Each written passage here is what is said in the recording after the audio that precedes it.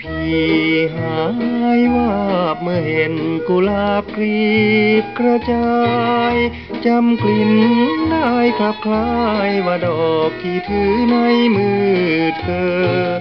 พี่เพ้อขอมานานเจ้าให้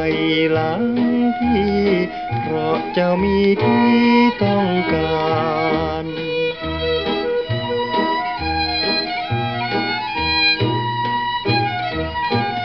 แต่ว่าเดี๋ยวนี้ดอกถูกขยี้ทิ้งกระจายพี่แส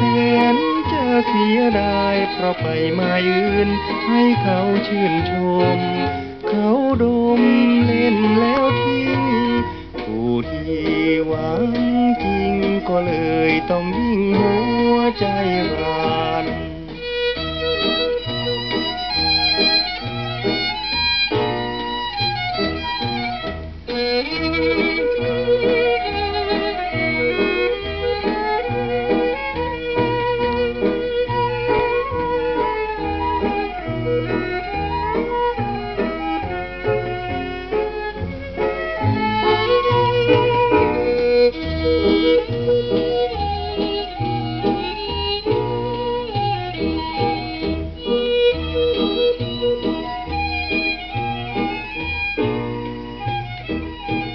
ใจพี่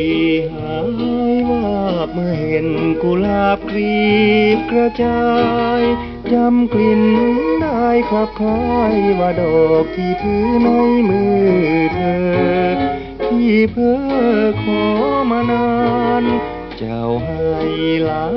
พี่เพราะเจ้ามีที่ต้องการ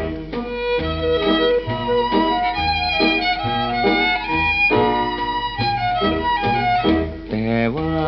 เดี๋ยวนี้ดอกถูกขยี้ทิ้งกระจายพี่แสนจะเสียดายเพราะไปมายืนให้เขาชื่นชมเขาดมเล่นแล้วทิ้งผู้ที่หวัง